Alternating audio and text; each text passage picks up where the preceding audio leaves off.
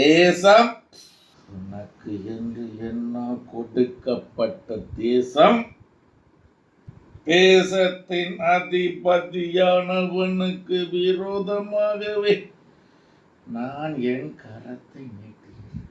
அதிகாரம் அவனை விட்டு விலகச் செல்ல கடவுள் உத்தரவிட்டிருக்கிறேன். நிறைவேறும். புதிய தேசத்தின் அதிபதியோடு நான் உன்னை கூட்டி சேர்ப்பேன். என் பணி நீ செய்ய. இதன் விளக்கம் என்னவென்றால், தேசம் உனக்கு என்று என்னால் கொடுக்கப்பட்ட தேசம். எனக்குன்னு நான் எந்த நாட்டில் வாழணுங்கிற முடிவு எடுக்கிறது கடவுள் தான். அழகா சொன்ன வார்த்தை.